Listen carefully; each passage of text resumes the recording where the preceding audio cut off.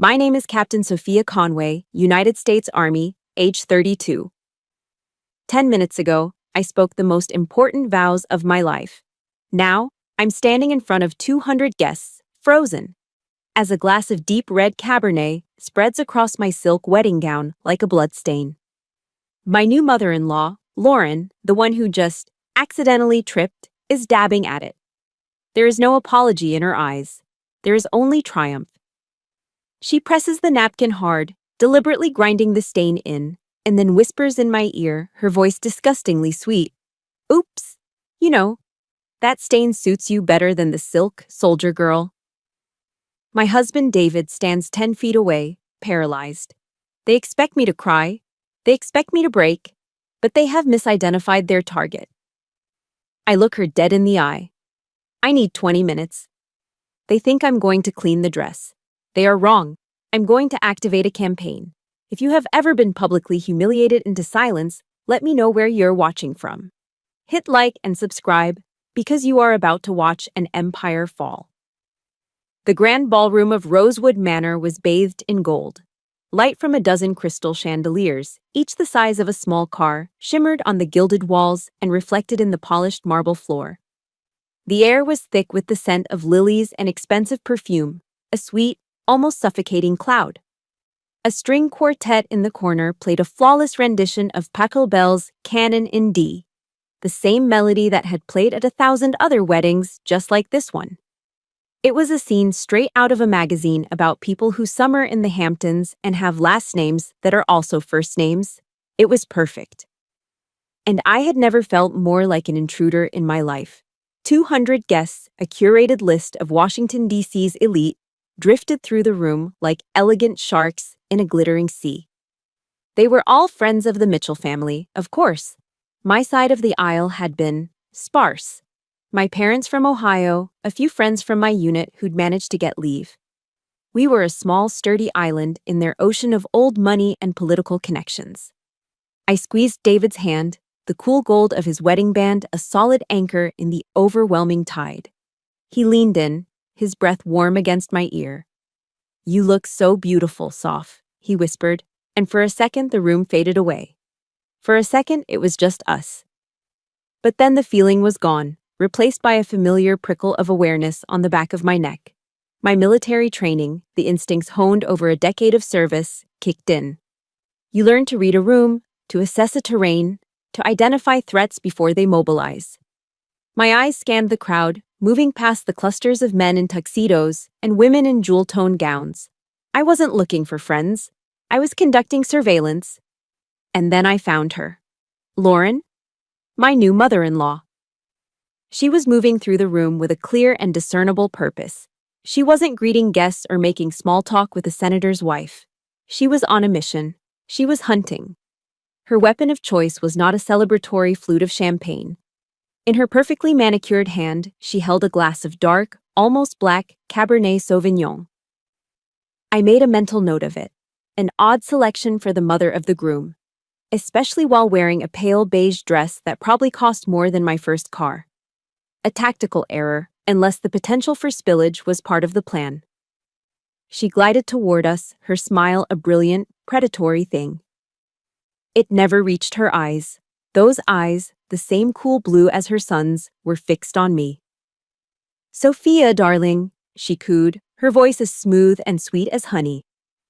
She placed a hand on David's arm, a gesture of maternal affection that was purely for the benefit of the audience. "I must say you've really tried." The word hung in the air between us, a tiny, perfectly aimed dart. Tried. As if my silk A-line gown was a craft project I'd cobbled together in a desperate attempt to fit in. David stiffened beside me, but said nothing. He never did.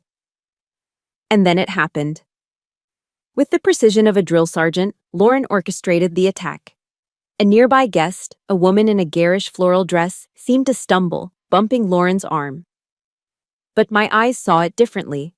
I saw the truth. No one bumped her. Lauren initiated the contact herself. A subtle shift of her own weight, a calculated lurch forward, her arm extending not to catch her balance, but to aim. The movement was fluid, deliberate, and undeniable. The glass tilted. Time seemed to slow down. The dark red liquid arcing through the golden air like a tracer round fired in the dead of night. It hit my dress just below the waist. A silent, violent explosion of crimson against pristine white. The splash was immediate and catastrophic. The music didn't just stop, it was strangled mid-note. A collective gasp rippled through the ballroom. 200 pairs of eyes, which moments before had been admiring the spectacle, were now fixed on the ugly spreading stain on the bride's gown. It looked like a gunshot wound. The first casualty of a war I didn't want to fight. "Oh, my heavens, Sophia!" Lauren's voice was a theatrical shriek of horror. She was a brilliant actress. She whipped a linen napkin from a nearby table. "My dear girl, I am so terribly sorry." She lunged forward, dabbing at the stain with a frantic energy. But she wasn't dabbing. She was scrubbing, grinding the wine deeper into the delicate fibers of the silk, ensuring the damage was irreversible. The stain bled outwards, its edges blurring into a messy, permanent declaration of hostility. She leaned in close, her face a perfect mask of concern for the benefit of the onlookers. Her friends were already starting to whisper, their eyes filled with a mixture of pity and morbid fascination. Under the cover of her feigned apology, Lauren shielded her mouth with the stained napkin and whispered for my ears, only. "Oops!" It wasn't an apology. It was a victory cry. Her eyes, glittering with unconcealed triumph, met mine. A slow, cruel smile played on her lips behind the napkin. She had fired the first shot, right in the center of my happiness, in front of the entire world she commanded. I felt David's hand go limp in mine. I glanced at him. His face was pale, his mouth hanging slightly open. He was frozen, a statue of shock and indecision caught in the crossfire between his mother and his wife. And in that moment, I knew I was completely on my own. They expected tears. They expected a scene, a hysterical bride running from the room in shame. They expected me to crumble. But they weren't dealing with a debutante from Georgetown. They were dealing with Captain Sophia Conway. I took a slow, steadying breath. No tears, no hysterics. My training took over. You do not react emotionally in the field. You assess, you adapt, you overcome. I straightened my shoulders and stood to my full height.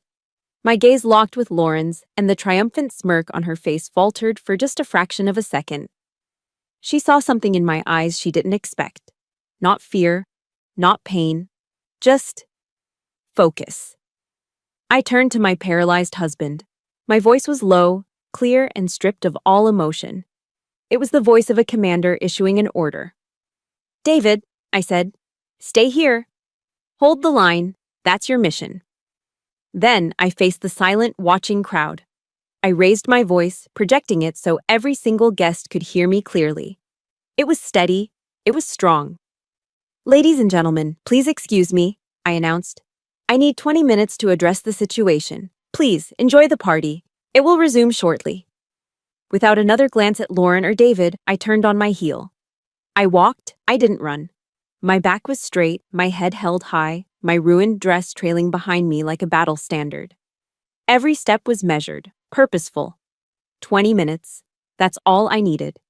They thought I was retreating to salvage a piece of silk. They couldn't have been more wrong. I was going to my command post to launch a counteroffensive. The heavy oak door of the bridal suite clicked shut behind me, the sound echoing in the sudden, deafening silence. For a moment, I just stood there, my back pressed against the wood, the chaotic scene in the ballroom muffled and distant. My gaze fell to the ruin on my dress. That single word Lauren had whispered, "Oops." The triumphant little smile she hid behind that napkin. It wasn't a new tactic. It was just an escalation. The war hadn't started with a splash of wine. It had been declared 6 months ago, under the dim, oppressive lights of a Washington, D.C. steakhouse. It was supposed to have been our engagement dinner, our dinner. David and I had planned it to be small, intimate. 10 people max. Our parents, my maid of honor, his best man. A quiet table at a nice Italian place we both loved in DuPont Circle. But Lauren, upon hearing our plans, had simply laughed. "Oh, that's sweet," she'd said, a dismissive wave of her hand ending the conversation. "Don't you worry about a thing, darlings. I'll handle it." handling it meant hijacking the entire event. We found ourselves at an old-world steakhouse downtown, the kind of place with mahogany-paneled walls so dark they seemed to absorb all light and sound. The waiters were career professionals, old men in crisp white jackets who moved with a silent, almost funereal grace and looked older than my own father. The air was thick with the smell of grilled meat, cigar smoke from a private room, and money. It felt less like a celebration and more like a corporate merger. Lauren had turned our intimate dinner for 10 into a grand affair for 40 of her closest friends. 40 strangers, lobbyists, socialites, and other various members of the Georgetown elite whose names I couldn't remember and whose faces blurred into a single, judgmental mask. I sat there in a dress I'd spent too much money on, feeling like an exhibit at a zoo. David must have sensed my discomfort. Under the heavy white linen of the tablecloth, he found my hand and squeezed it. "Just ignore her, Soph," he whispered, his eyes darting nervously toward his mother, who was holding court at the other end of the long, banquet-style table. "She's just being Mom. But I'm a captain in the United States Army. I'm trained to recognize a threat, to analyze its capabilities, and to never, ever, just ignore it." Lauren wasn't just being Mom. She was establishing dominance. She was setting the terms of engagement on her home turf. This wasn't a party. It was a strategic occupation. After the dry-aged steaks had been cleared and the creme brulee had been served, Lauren stood up. She tapped a finely manicured nail against her crystal wine glass, the high-pitched ping silencing the low hum of conversation. Every eye in the room turned to her. She thrived in the spotlight, soaking it in like a desert flower in a rare rainstorm. "If I could have your attention, everyone," she began, her voice carrying through the room with practiced ease. She beamed at David, a mother's proud smile that was pure performance. Then her gaze shifted to me, and the warmth vanished, replaced by a cool, appraising light. "My son, David," she announced, "has made a fascinating choice." A few polite chuckles rippled through her audience. Fascinating. The word was a backhanded compliment, a verbal landmine disguised as a flower. It implied I was strange, unconventional. Perhaps a project he had taken on. "Sophia, dear," she said, her voice dripping with false sweetness. "Let me see the ring." It wasn't a request. It was an order. I felt a knot tighten in my stomach, but I held out my left hand. I loved my ring. David had spent weeks choosing it, a beautiful classic solitaire diamond that sparkled with a fire I adored. It wasn't a massive, ostentatious rock, but it was perfect. It was ours. Lauren took my hand in hers. Her grip was surprisingly strong, her skin cool. With her other hand, she reached into her small beaded clutch, a purse that probably cost more than my monthly rent, and produced a small black object, a jeweler's loop. A hush fell over the table.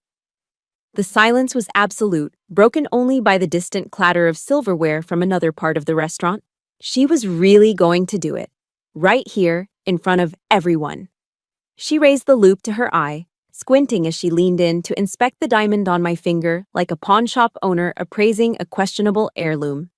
It was a piece of pure theatrical cruelty, designed to humiliate me in the most public and sophisticated way possible. David was frozen beside me, his hand still holding mine under the table, but his grip was useless. I could feel the heat of embarrassment radiating off him. His face was flushed a deep, angry red, but he was silent. Utterly, completely silent. After a long dramatic pause that stretched for an eternity, Lauren lowered the loop. She let out a small, almost pitying sigh. She looked up, not at me, but at her friends, her captive audience. "Well," she declared, her voice loud enough for the entire room to hear, "it's certainly adequate." A wave of barely suppressed snickers washed over the table from her circle of friends. Adequate, sufficient, passable. She had just branded my ring, my symbol of love and commitment, as mediocre. She had branded me as mediocre. But she wasn't done. She patted my hand, a condescending gesture that made my skin crawl. Her perfectly shaped, blood-red fingernails pressed into my skin just a little too hard.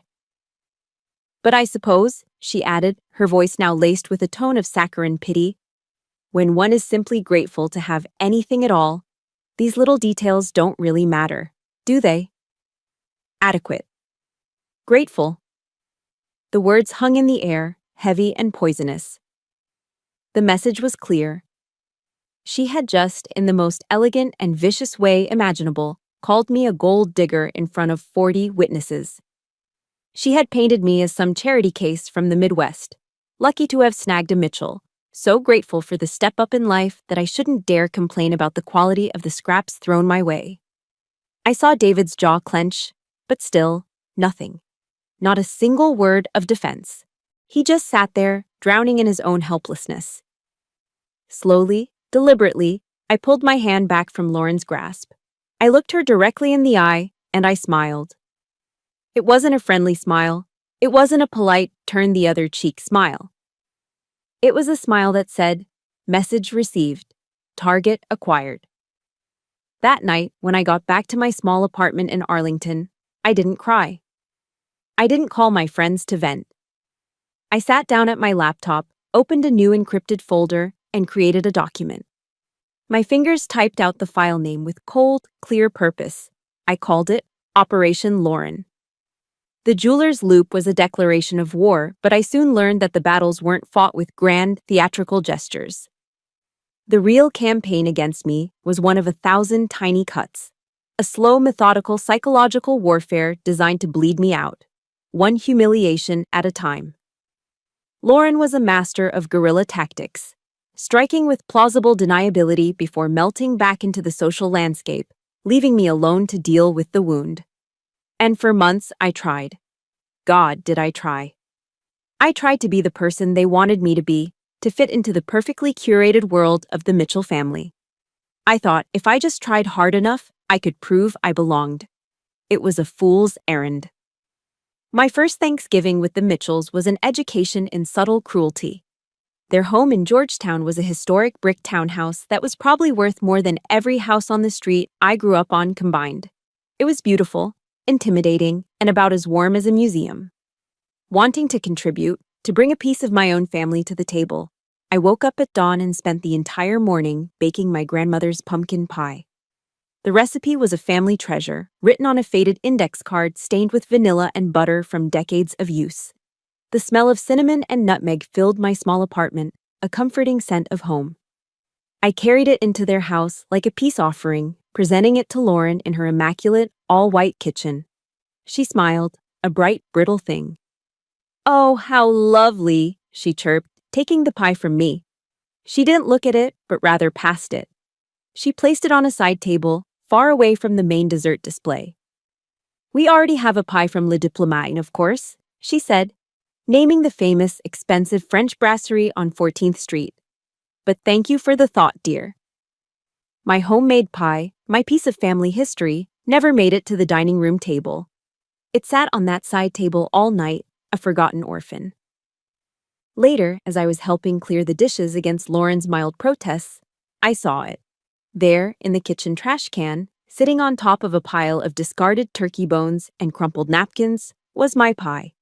It was still whole, untouched, not even a single slice cut. It was a clear, unspoken message. What you bring to this family is garbage. This dismissal of my value extended to the one thing I was most proud of in my life, my career. I had spent 10 years of my life earning my rank. I had been through officer candidate school, completed deployments, and led soldiers. I was a captain in the United States Army. It was not a hobby. It was my identity. To Lauren, it was a quaint little novelty. She never, not once, referred to me by my rank. I was always David's little soldier girl. She wielded the phrase like a weapon, using it to diminish me, to strip away my authority and accomplishments. At a cocktail party packed with DC's power players, she introduced me to a sitting U.S. senator. "Senator, this is Sophia, David's friend," she'd said, pausing as if struggling to place me. "She does something or other. In the military, I believe." The senator, a former Marine, looked at me with interest. I stood a little straighter. "I'm a captain in the Army, ma'am," I corrected politely, my voice even. Lauren just laughed, a light tinkling sound, and patted my arm. Oh, the adorable little details, she said, turning back to the senator. Anyway, she made my entire career sound like a childhood obsession with toy soldiers.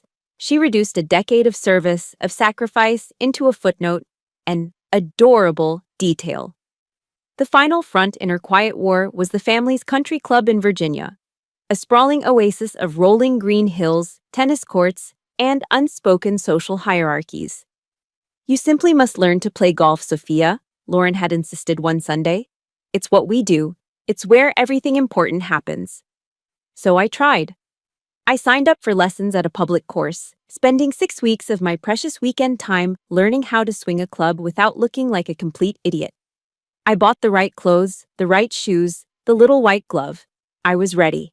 I arrived at the club on the designated Saturday, my golf bag slung over my shoulder, genuinely hoping this could be a turning point. But when I got to the front desk, the receptionist, a young woman with a polite but firm smile, couldn't find my name on the guest list. "I'm sorry, ma'am," she said, but Mrs. Mitchell didn't register a guest for her tea time. Lauren had forgotten. I was stranded. I had to stand there in the grand, wood-paneled lobby, dressed head to toe in golf attire, feeling like an imposter who had snuck in off the street. I watched as Lauren greeted her friends, a trio of women with identical blonde highlights and diamond tennis bracelets, with air kisses and laughter, completely ignoring me. They swept past me on their way to the course, their chatter fading as they went. I was invisible. An hour later, as I was debating the humiliation of calling an Uber to come get me, Lauren breezed back into the lobby. She feigned surprise, her eyes wide with mock innocence. "Oh, Sophia, you're still here," she exclaimed. "I just assumed you'd found your own way home." But the worst part of it all, the truly soul-crushing part, David didn't see it. Or maybe he chose not to.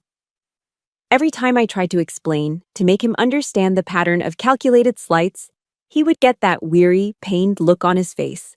"She's just old-fashioned, honey," he'd say, trying to placate me. "She doesn't mean anything by it. She doesn't mean anything by it." That phrase became the soundtrack to my slow erasure. But I knew better. I saw the intent in every saccharine smile. I saw the calculation behind every accidental oversight. I saw the strategy in every condescending word. She was building a case against me, meticulously crafting a narrative that I was unfit, unworthy, an outsider who could never and would never belong. And standing there in that country club lobby, feeling the sting of a dozen pairs of curious eyes on me, I finally realized the truth. I couldn't win this war by playing defense. I couldn't win by trying harder or being nicer. You can't win a guerrilla war by occupying a fixed position.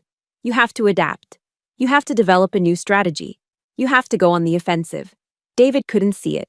Maybe it was a blind spot born of love, or maybe he just didn't want to see the truth of who his mother really was. But in that suffocating Georgetown townhouse, surrounded by people who looked right through me as if I were made of glass, there was one person who did. One person whose eyes saw everything. Her name was Sarah Mitchell, and she was Lauren's older sister.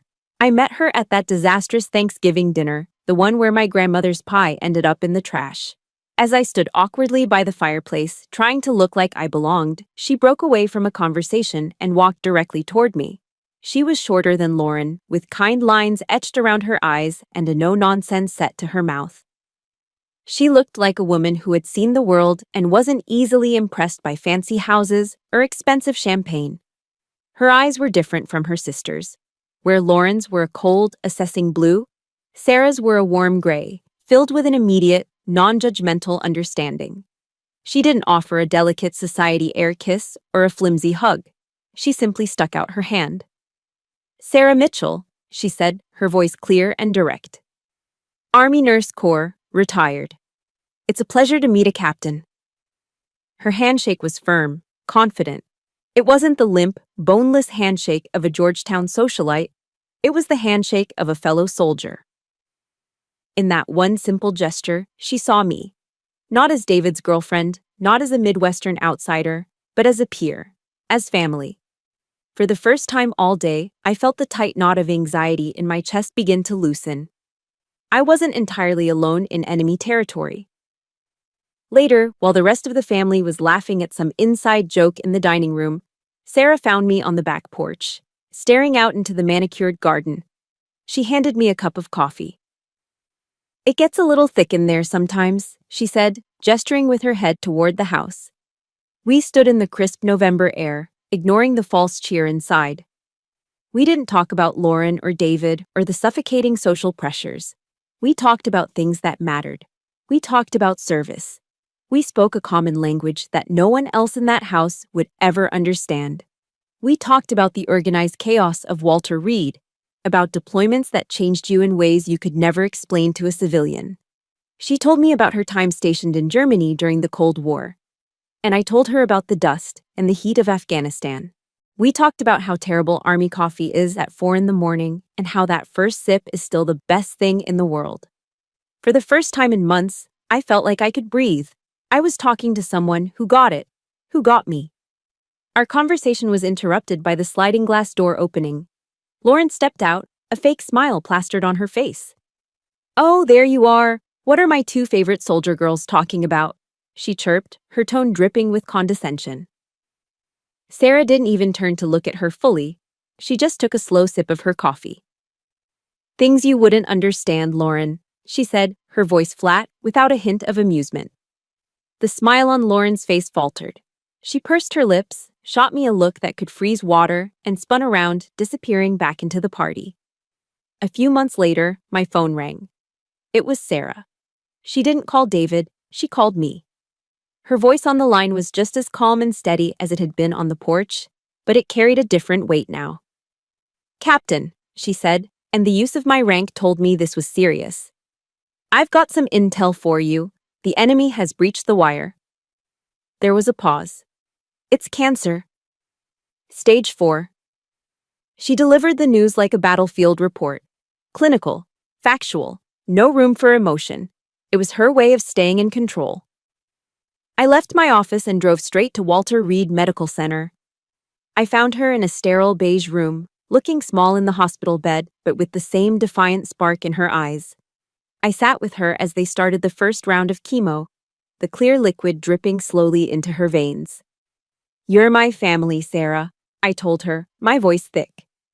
She reached out and took my hand, her grip weaker now, but still determined. "No, Sophia," she corrected me gently. "I'm your family, and you listen to me. Don't you let that bitch wear you down. Don't you let her win."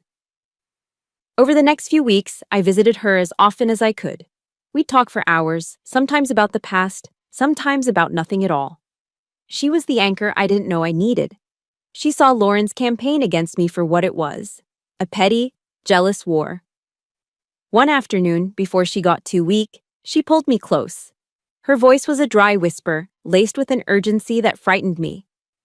"She'll do anything, Sophia," she rasped, her eyes boring into mine. "Lauren, she's always been jealous. She wanted everything I had, my father's attention, my grades, everything. Now she wants her son, all to herself." Her fingers tightened on my arm. "Don't let her win. Don't let her destroy something good." I promised her I wouldn't. At the time, standing there in that quiet hospital room, I thought she was just talking about the wedding, about my relationship with David. I promised I would stand my ground, that I would fight for my happiness. I didn't understand then. I didn't know she was warning me about something else entirely. Something so much worse than a ruined wedding dress or a snub at a country club. Something truly monstrous. If you've ever had a chosen family member, someone who wasn't blood but who showed up for you when your own family wouldn't, hit that like button.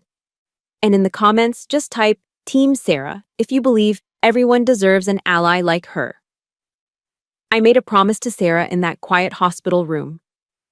A promise I intended to keep. A few weeks before the wedding, she passed away. The funeral was a somber, tasteful affair, exactly as Lauren would have wanted. I stood in the back, a silent witness, feeling Sarah's absence like a physical weight. I remembered her last warning, her raspy whisper about Lauren destroying something good, that there was something worse I didn't yet see. At the time, I thought it was just a figure of speech. But in the dead of night, while searching for something as trivial as a set of heirloom vases, I stumbled upon exactly what she had warned me about, something far more monstrous than I could have ever imagined. It was 2 weeks before the wedding. The clock on my phone read 2:47 a.m.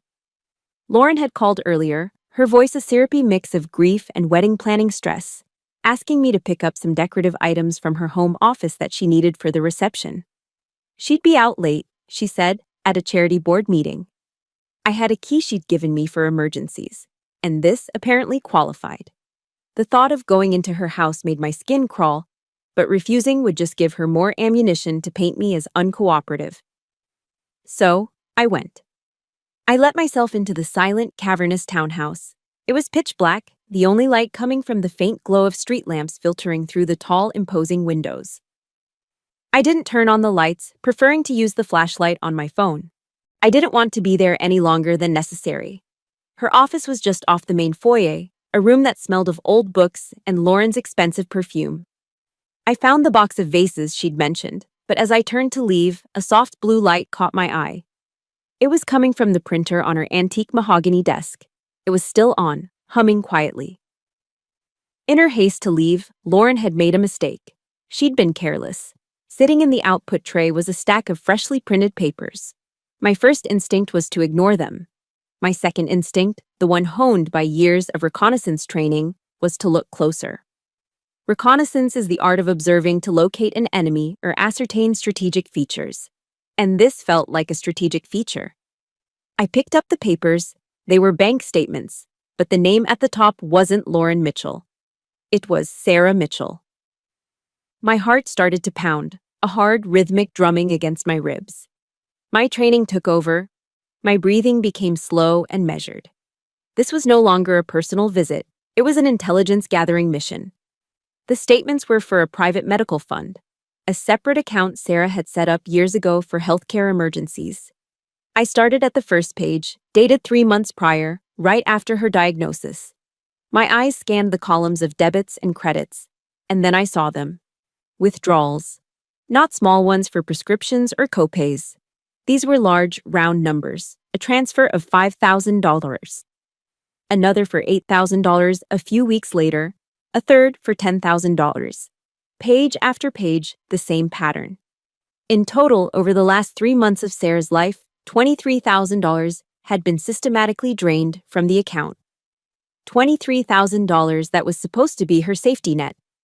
$23,000 that could have paid for the experimental therapies her doctor had mentioned, the ones Sarah had sadly told me her insurance wouldn't cover.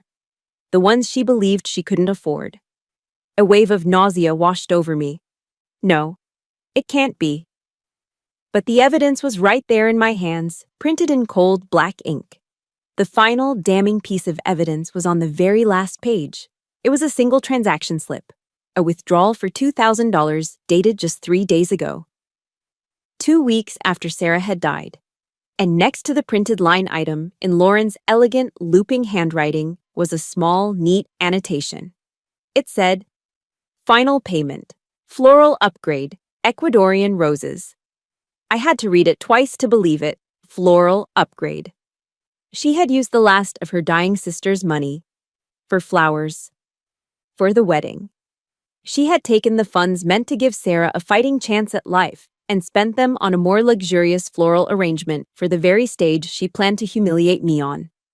The sheer, breathtaking cruelty of it knocked the air from my lungs. This wasn't just theft. This was a desecration. I stumbled back, my hand flying to my mouth to stifle a gasp. I leaned against the wall for support, my legs suddenly weak. My eyes darted around the dark room and landed on a silver-framed photo on the bookshelf. It was of me and David, taken the day we got engaged, both of us smiling, full of hope. Then my gaze drifted to a large, ornate mirror hanging over the fireplace. I stared at my own reflection in the dim light. I didn't see a bride-to-be. I didn't see a woman in love. I saw a captain. And in that instant, the 7 Army values, the core of my entire adult life, flashed through my mind like a creed. Loyalty, duty, respect, selfless service, honor, integrity, personal courage. Lauren hadn't just stolen money. She had violated every single one of those principles. She had betrayed loyalty to her own sister. She had failed in her duty to her family. She had shown no respect for the dying or the dead. Her service was only to herself. She had no honor, and she had absolutely zero integrity. This was no longer a family squabble. This was not about hurt feelings over a pie or a condescending remark about a ring. This was a crime. This was about justice for Sarah, a woman who had served her country, a woman who had been my only ally, a woman who died thinking she was a financial burden while her own sister plundered her accounts to buy more expensive roses. In that silent, opulent room, standing over the proof of an unspeakable betrayal, everything shifted. The mission parameters for Operation Lauren changed. The objective was no longer defense. It was no longer about survival or endurance. It was about bringing a monster to justice. It had become an offensive campaign. I had the intel. I had the smoking gun. Operation Lauren was no longer about defense. It was about securing justice for Sarah. After that night in Lauren's office, everything became sharp and clear. I was no longer a bride-to-be trying to win over a difficult mother-in-law. I was a commanding officer preparing a battlefield. All I had to do was wait for the enemy to make her next move, to willingly walk into the kill zone I had prepared. I didn't have to wait long. The morning of my wedding began with the first volley. Uttered 8 hours. I was in the bridal suite at Rosewood Manor, a vast sunlit room with silk wallpaper and antique furniture. I was sitting calmly in a plush armchair, sipping a cup of black coffee, when the door burst open. It was Kate, my maid of honor and my best friend since OCS, Officer Candidate School. I'd unofficially designated her as my executive officer, my XO for the day. Her face was pale, her eyes wide with panic. "Red alert, Sophia," she said, her voice a tense whisper as she shut the door behind her. "The florist just called. Lauren, she changed the floral order last night." I took another slow sip of my coffee. I didn't look up. "Let me guess. The blush pink garden roses we picked out have been replaced with large, white lilies." Kate stared at me, her mouth agape. "How did you know?" "Standard psychological warfare tactic," I said, finally meeting her gaze. "Stargazer lilies. The kind you use for funerals. It's a classic malicious move. An unsubtle hint that she wishes this marriage was dead on arrival." I placed my cup down on the saucer with a steady hand. "Kate, execute Plan B. Call military-grade blooms in D.C. They're a veteran-owned business. I put a retainer down with them last week.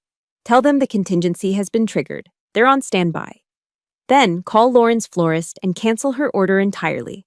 Let Lauren pay the cancellation fee." Kate's panic dissolved, replaced by a slow, admiring grin.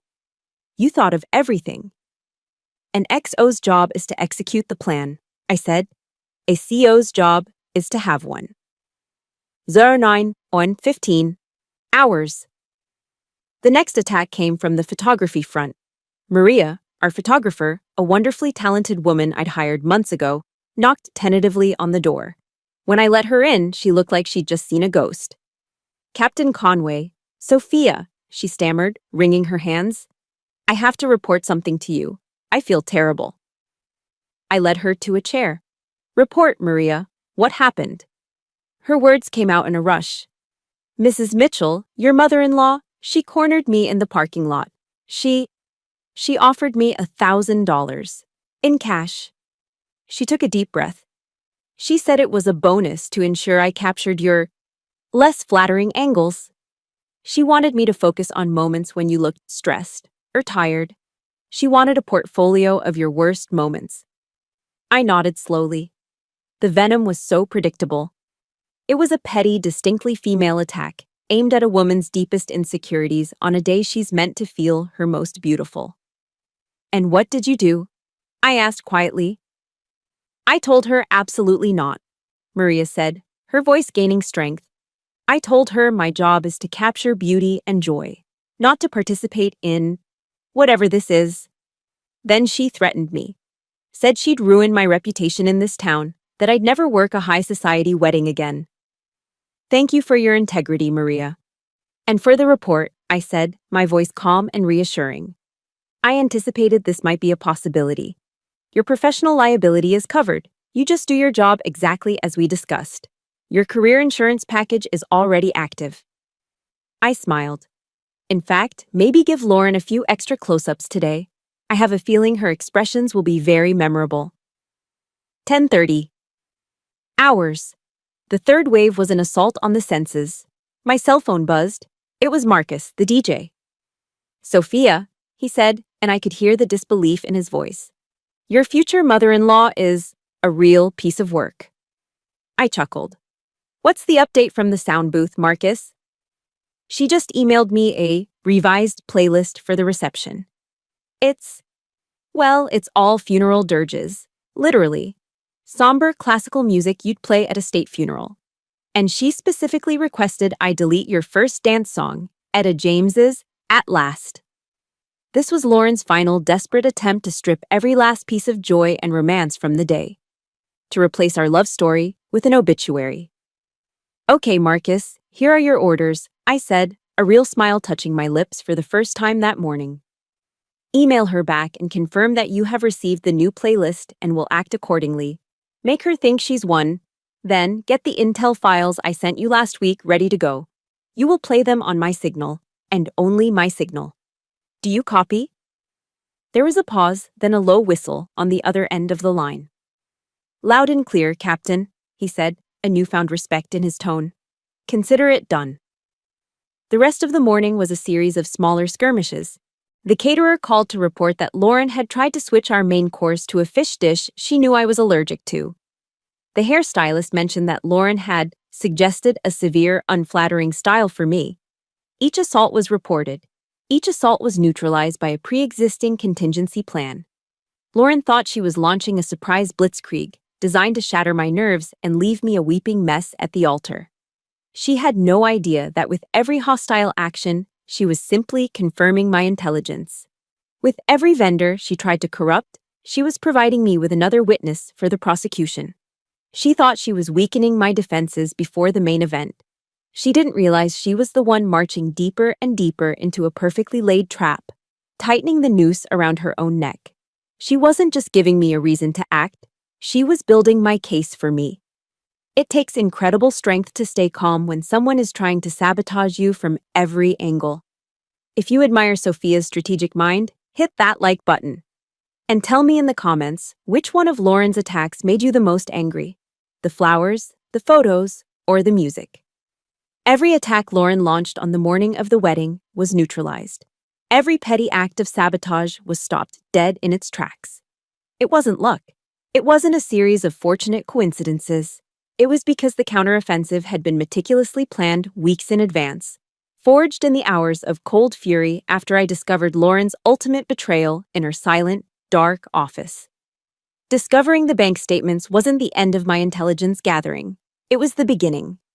Operation Lauren transformed from a defensive file on my laptop into a fully fledged, multi-pronged operation. This was how I built my arsenal. The first prong of the attack was air support. The first call I made, just hours after finding those papers, was to a man named Jake. Jake was an old friend, a former Air Force pilot I'd served with during a joint service tour in Kandahar. I'd once pulled some strings to get his critically ill father transferred to a specialist facility at Walter Reed, and he'd told me he owed me one, no questions asked. Now, he ran a niche but successful aerial advertising company, the kind that does skywriting and flies banners over football stadiums.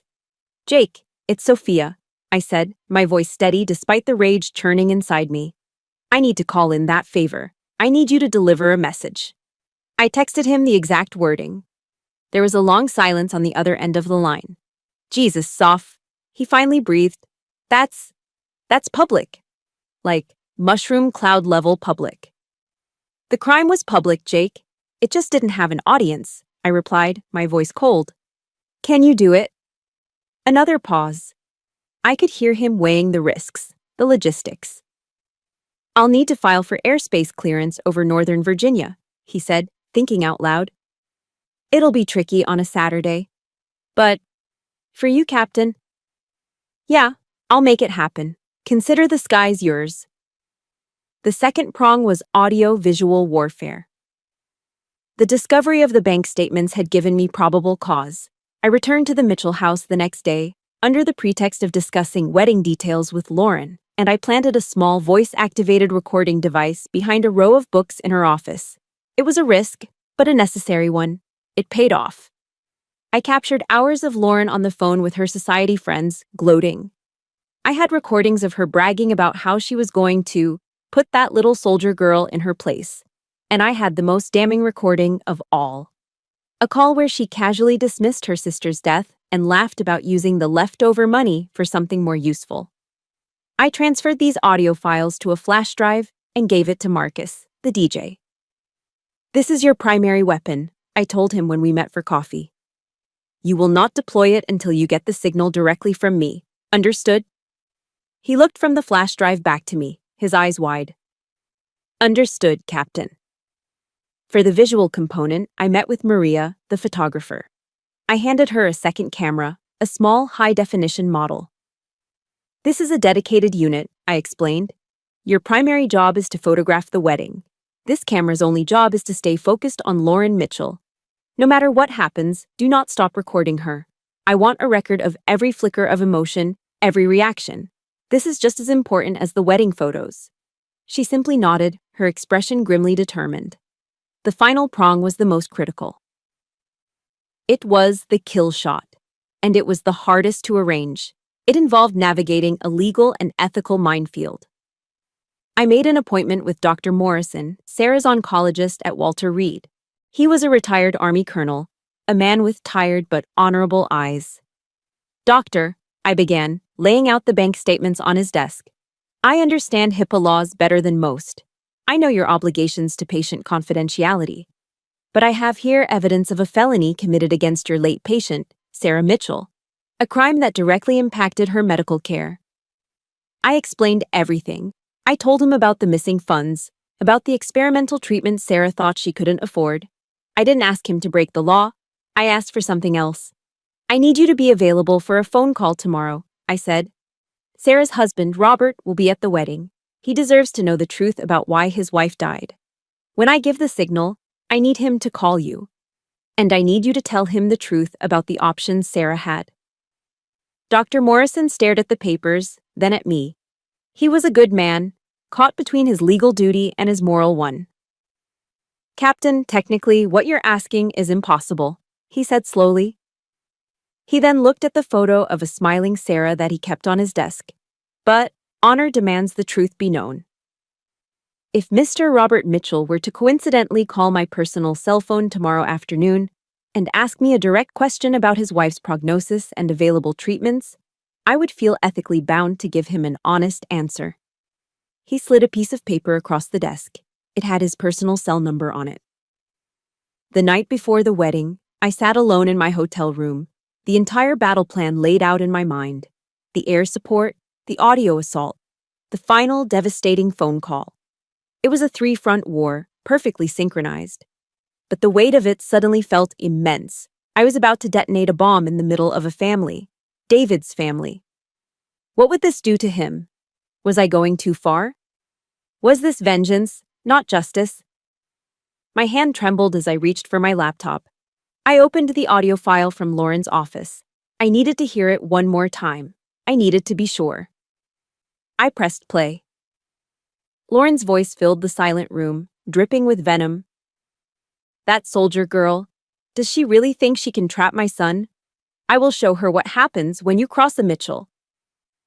And then, the part that sealed her fate. Her friend asked about Sarah. Lauren's tone was bored, dismissive. "Sarah? Oh, she's gone. Finally. It's done. At least now her money can be put to some good use." The chilling indifference, the casual cruelty in her voice, it was the sound of pure evil. In that moment, every shadow of doubt in my mind evaporated. This was not about revenge anymore. This was about honoring the memory of the only person in that family who had ever shown me kindness. This was for Sarah. This was justice. The heavy oak door of the bridal suite opened. 19 minutes had passed.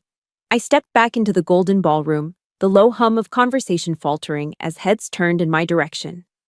The wine stain was still there, a dark, ugly blotch on the white silk. It was no longer a mark of shame. It was my uniform. My battle colors. Across the room, Lauren was seated at the head table, holding court, a triumphant smile playing on her lips. She was laughing, basking in the glory of her perceived victory. She thought I had retreated, defeated. She thought she had won. My eyes found Kate, my XO, standing near the entrance. I gave her a single, sharp nod. She nodded back, her expression grimly determined, and slipped out of the ballroom. My gaze then shifted up to the DJ booth. Marcus was watching me, his hand hovering over his console. I met his eyes and nodded again. He gave me a thumbs up. The assets were in position. Finally, I looked at David. He was standing exactly where I had left him, looking lost and helpless. I walked toward him and gave him a small, reassuring smile. "It's time, honey," I said softly. He looked utterly confused. "Time for what, Soph?" Before I could answer, a strange thing happened. A collective buzz went through the room as dozens of cell phones began to vibrate at once with news alerts. A moment later, a woman standing near the large bay windows gasped, pointing outside. Then someone else shouted, "Oh my God, look!" A wave of movement swept through the room as all 200 guests rushed to the windows, their curiosity overriding their impeccable manners. I remained still, watching Lauren. I saw the flicker of confusion on her face, followed by a dawning sense of pride. High in the brilliant blue Virginia sky, a small prop plane was soaring, leaving a thick trail of pure white smoke against the canvas of the afternoon. It began to write, letter by giant, looping letter. LAURENMITCHELL.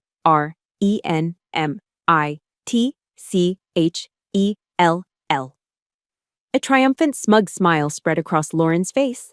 She actually placed a hand over her heart, believing this was some grand, romantic surprise arranged by her husband. She thought her name in the sky was a tribute. She turned to her friends, preening, ready to accept their congratulations. The plane banked and began its second line. STOLE $23,000. The smug smile on Lauren's face froze, cracking like thin ice. The murmuring in the room grew louder, charged with confusion and excitement. The plane continued its devastatingly straight path. FOMHERESTERISCANED.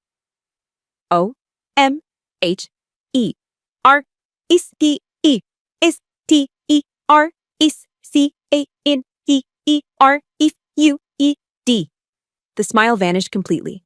Her face turned to a mask of pure, horrified disbelief. The ballroom fell into a silence so profound I could hear the clink of an ice cube in a forgotten glass. Lauren's head whipped around, her eyes locking onto mine with a look of frantic, wild panic. She knew. She opened her mouth to scream, to deny, to lie, but she never got the chance. At that exact moment, I gave Marcus the signal. He slammed a button, and the state-of-the-art $10,000 sound system that was supposed to be playing soft dinner music came to life with a crackle. And then Lauren's own voice, sharp, ugly, and amplified to fill every corner of the grand ballroom, erupted from the speakers. "That little soldier girl. Does she really think she can trap my son? I will show her what happens when you cross a Mitchell." A collective gasp went through the crowd. People turned to stare at Lauren, their faces a mixture of shock and disgust. She looked around wildly, like a cornered animal, her face ashen. Then Marcus played the kill shot. The audio file that sealed her fate. Lauren's voice, bored and dismissive, echoed through the silent room. "Sarah. Oh, she's gone. Finally, it's done. At least now her money can be put to some good use. Like my son's wedding." The silence that followed was heavy, suffocating. It was broken by a single, sharp sound. Lauren's husband, Robert, had dropped his champagne flute. It shattered on the marble floor. Lauren finally found her voice. "Lies!" she shrieked, her carefully constructed composure shattering into a million pieces. "They're all lies. She's a manipulative, vicious liar." But it was too late. The final piece of the plan was already in motion. As if on cue, a cell phone began to ring. It was Robert's. He fumbled for it, his hands shaking, his face a pale, waxy gray. He answered the call, putting it on speaker in his shock, his voice barely a whisper. "Hello?" A calm professional voice came through the phone, clear and steady for the entire room to hear. "Mr. Mitchell, this is Dr. Morrison from Walter Reed." Robert swayed on his feet. "Dr. Morrison," he choked out. The entire room held its breath. Every guest was frozen, a captive audience to the final act of this family tragedy. "Yes, sir," the doctor said, his voice filled with a quiet authority. "I'm calling in a professional capacity. I feel ethically obligated to inform you that there were several advanced and experimental treatment options available for your wife, Sarah. We discussed them with her, but she declined them." Robert's face crumpled. "Declined? Why?" She told me insurance wouldn't cover them." "That is incorrect, Mr. Mitchell," Dr. Morrison stated, his words like hammer blows. "Her insurance, combined with her private medical fund, would have covered the costs entirely. She declined because, and these were her words, she believed you and your family were under a severe financial strain, and she refused to be a burden to you any longer." Robert stared at his wife, his eyes filled with a dawning, soul-crushing horror. He let the phone fall from his hand. It clattered to the floor, but no one noticed. All eyes were on him and Lauren. "Lauren," he whispered, his voice cracking, broken. "The doctor said, Sarah, she died because she thought we were broke. She gave up. She let herself die to save us money." He took a staggering step back, his face a mask of grief and betrayal. "Oh my God, Lauren," he rasped, the words tearing from his throat. "What did you do?" Robert Mitchell's final question, "What did you do?" hung in the shattered silence of the ballroom like a death sentence. He didn't wait for an answer. He didn't need one. He stared at his wife of 40 years, the woman he had built a life with, and in his eyes I saw 4 decades of love and partnership curdle into pure, undiluted disgust. He raised his voice, not yelling, but projecting with a cold, clear finality that carried to every corner of the room. Every guest, every waiter, every member of the string quartet stood frozen, listening to the verdict. "The last thing Sarah ever said to me," Robert announced, his voice trembling with a grief so profound it was almost visible. "The very last thing she said was, 'I'm so sorry for being a financial burden.' She died apologizing. She died drowning in guilt, while her own sister was spending her money on more expensive flowers." He looked down at his left hand, at the simple gold band he had worn for a lifetime. With a violent, wrenching motion, he pulled the wedding ring from his finger. The flesh beneath was pale, indented, a ghost of a commitment that had just died. "I'm done, Lauren," he said, his voice dropping to a raw whisper. "We're done." He didn't throw the ring at her. That would have been too direct, too passionate. His action was colder, more dismissive. He turned and with a flick of his wrist, tossed the small gold band into the centerpiece of the reception, a towering 5-tiered chocolate fountain. There was a soft, almost comical plop as the ring disappeared into the cascading curtain of warm, dark chocolate. Lauren screamed. It wasn't a scream of anger or denial. It was a raw, primal sound of loss, the cry of a wounded animal. It was the sound of her entire world, the world she had so carefully constructed out of money and status and appearances, imploding in a single moment. The ring wasn't just a ring. It was a symbol of her empire. And she had just lost it. She scrambled forward, her beige dress hiking up around her knees, and fell to the floor beside the fountain. She plunged her hands, her perfectly manicured nails, into the thick, flowing chocolate. "My ring!" she shrieked, her voice cracking into a sob. "My ring! He threw away my ring!" She began to dig frantically, grotesquely, through the warm, sticky mess, her movements clumsy and desperate. Chocolate splattered onto the pristine marble floor, onto the hem of her designer dress. She was no longer the elegant, poised socialite of Georgetown. She was a pathetic, wild creature, groveling in a puddle of melted candy, completely oblivious to the 200 pairs of eyes staring at her in horrified silence.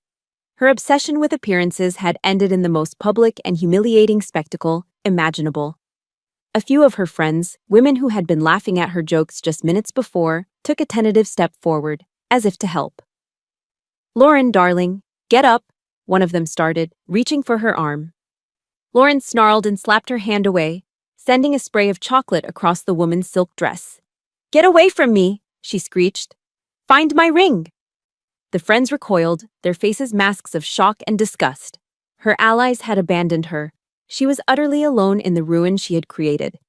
That's when two uniformed security guards from Rosewood Manor, men I had put on standby with Kate an hour earlier, moved in. They approached her calmly, professionally. They each took one of her arms and lifted her to her feet. She struggled, kicking and wailing, a grotesque sight of flailing limbs and chocolate-smeared couture. They half-dragged, half-carried her out of the ballroom, her screams echoing down the long marble hallway until they were finally cut off by the sound of a closing door. An empire of whispers and backroom deals had ended in a pathetic, chocolate-covered exit. It was a fitting, if not ironic, end. The silence she left behind was heavy, awkward. The guests stood frozen, not knowing what to do, where to look. And then, finally, David moved. He didn't look at the mess his mother had made. He didn't look toward the door she had just been dragged through. He walked directly to me, stopping just a few feet away. He looked straight into my eyes. The fear was still there, plain as day. But underneath it, for the first time, I saw something else. Respect. Awe, even. He was looking at me as if he'd never truly seen me before. "Sophia," he began, his voice raspy. I didn't let him finish. I raised my hand and gently placed one finger on his lips, silencing him. There would be a time for talk, for explanations, for anger, for rebuilding, or for walking away. There would be a time for us to figure out the wreckage. But that time was not now. Now was about finishing the mission. "Later," I said, my voice quiet but firm. I dropped my hand and turned away from him, my gaze sweeping across the stunned room.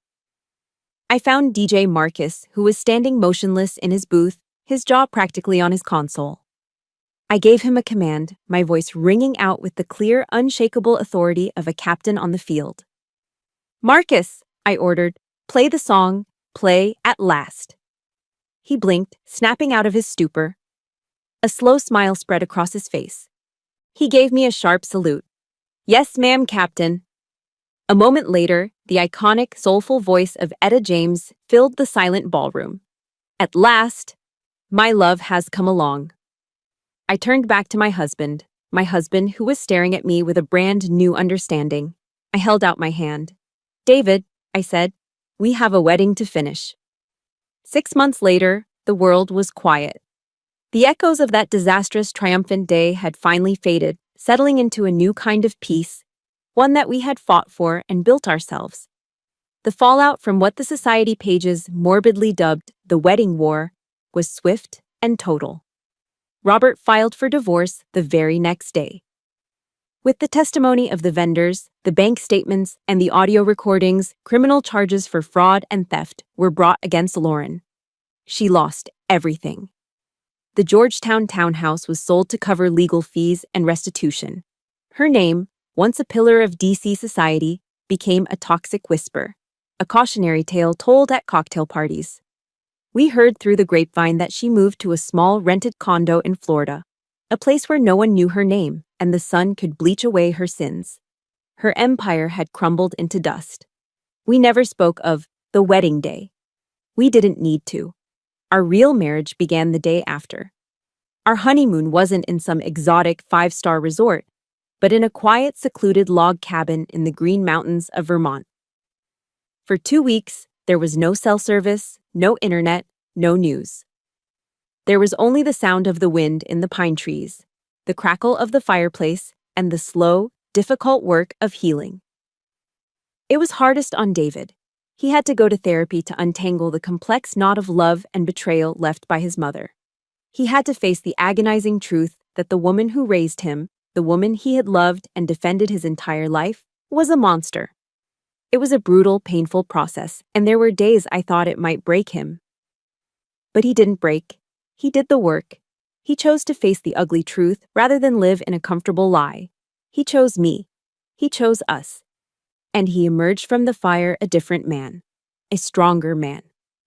Robert, in a gesture of profound apology and gratitude, gave us the entirety of what would have been Lauren's divorce settlement.